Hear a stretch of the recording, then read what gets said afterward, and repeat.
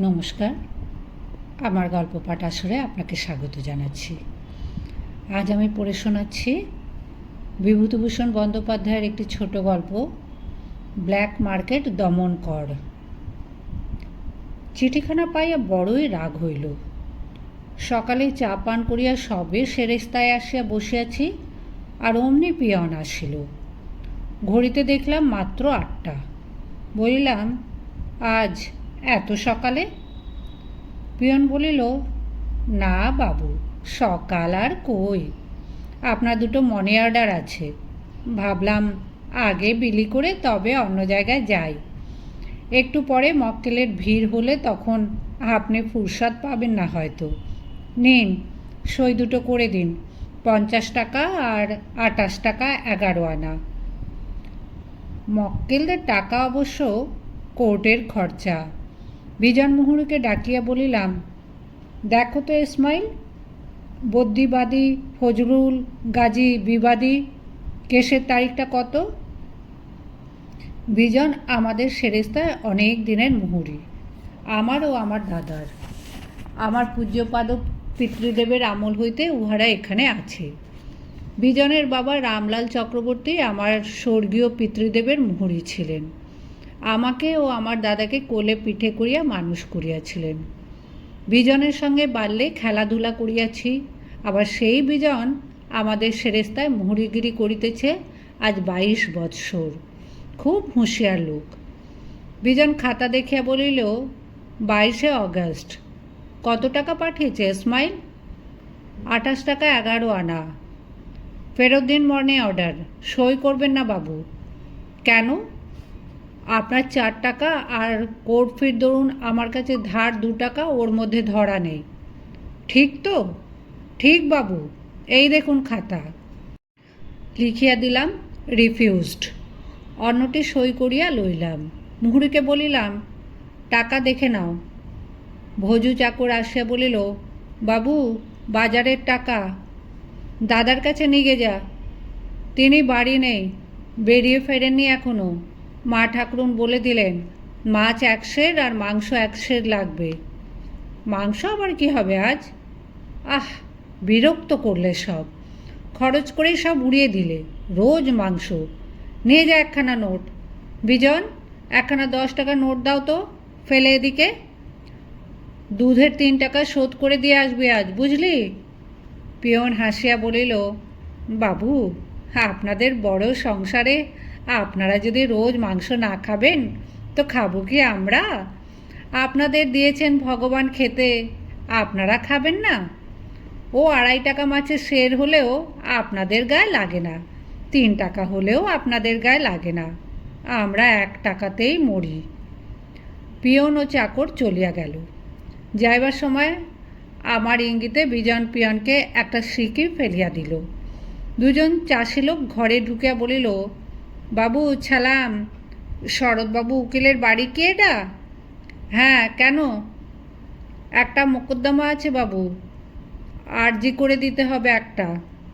কী case? কোথায় বাড়ি? বাবু, আমার বাড়ি রায়পুর, আর এ আমার খালাতো ভাই। এ বাড়ি নহাটা। আমাদের একটা আম বাগান ছিল, তা আমার চাচা হবিবর শেখ। মক্কেল জটিল গল্প ফাঁদিবে বুঝিয়া বিজন মুহুরীকে বলিলাম, এদের কেস শোনো, আমি ততক্ষণ ডাকের চিঠিগুলো দেখে নিই, খবরের কাগজখানায় চোখ বুলিয়ে যাই। যাও, তোমরা ওদিকে যাও। টাকা এনেছো সঙ্গে? হ্যাঁ বাবু। কত টাকা? আর্জি করার ফি 6 টাকা লাগবে। সব জিনিসের দাম বেড়েছে, 4 টাকায় আর হবে না। তা দেব বাবু, যা লাগে। আমাদের শুনুন তবে বাবু, কি নেক গড়ে। এই আমার খালাতো ভাই। যাও, ওদিকে যাও। এইবার ডাকের চিঠি খুলিতে খুলিতে এই চিঠিখানা পাইলাম। পড়িয়া বিরক্তি বোধ হইল। চিঠিখানা এই, শুভাশীর্বাদ মস্তুর আশয় বিশেষহ। বাপজীবন, অত্র সকল কুশল জানিবা। তোমাদের অনেক দিন কোনো সংবাদ পাই নাই। পরে লিখি যে আমাদের গৃহদেবতার শালগ্রামের পূজার জন্য তোমরা যে 2 টাকা প্রতি মাসে পাঠাইয়া থাকো, তা এ যাবৎ নিয়মিত পাইয়া আসিতেছি, কিন্তু লিখি যে বর্তমান অবস্থায় সকল জিনিস আকড়া। এক সের আলু চাউলের মূল্য মাখনহাটের বাজারে 8 হইতে 10 আনা। একটি পাকা কলা 1 পয়সা মূল্যে হাটে বিকায়। এ অবস্থায় পূজার দরুন প্রতি মাসে 6 টাকা করিয়া না দিলে আর পারা যাইতেছে না। সকল দিকে বিবেচনা করিয়া আগামী মাস হইতে 6 টাকা করিয়া পাঠাইবে। খুড়া মহাশয় রামধন চক্রবর্তী সম্প্রতি পায়ে আঘাত পাইয়া বড় কষ্ট পাইতেছেন জানিবা। বধূমাতাদের আশীর্বাদ জানাইবা। সাং বাহিরগাছি, বর্ধমান জেলা। ইতি নিত্যাশীর্বাদক শ্রী হরিসাধন দেব শর্মা। একটু পরে দাদা বেড়াইয়া ফিরিলেন। তার পায়ের শব্দ পাওয়া গেল। বিজনকে বলিলাম, একবার বড়বাবুকে ডাক দাও তো, উনি বোধহয় সেরেস্তায় গিয়ে বসেছেন। দাদা আসিয়া বলিলেন, কী রে? এই দেখো, হরিভট্টাচার্য আজ দেশ থেকে চিঠি লিখেছে, 6 টাকা না পাঠালে মাসে মাসে আর সে ঠাকুর পুজো করবে না। দাদা পত্র পড়িয়া ভ্রু কুঞ্চিত করিয়া বলিলেন, ও, ঠাকুর পুজোতেও ব্ল্যাক মার্কেট? দয়া করে তো টাকা দিচ্ছি, নামেই পৈতৃক ভিটে, কখনো যাইও নেই, জ্ঞাতিরা বাড়িতে আছে, ও টাকা তো স্টাইপেন্ডের সমান দিচ্ছি আমরা। বেশ, না পুজো করেন না করবেন, টাকা একদম বন্ধ করে দাও সামনের মাসে। গৃহই নেই তো গৃহ দেবতা। তাহাই করিলাম। 2 মাস কোনো টাকা গেল না, চিঠিপত্রও নয়। 2 মাস পরে আর এক চিঠি দেশের। খুলিয়া পড়িলাম, শুভাশীর্বাদ মস্তুরাশয় বিশেষহ। অত্রপত্রে কুশল জানিবা। পরে লিখি যে বাবা জীবন তোমাদের পৈতৃক গৃহদেবতার শালগ্রাম সেবার জন্য যে 2 টাকা করিয়া মাসে মাসে পাঠাইয়া থাকো, তাহা 2 মাস বন্ধ হওয়ার কারণ কিছু বুঝিলাম না। আমরা তোমাদের বংশের কুল পুরোহিত। বর্তমানে অবস্থা দরিদ্র হইয়া পড়িয়াছে।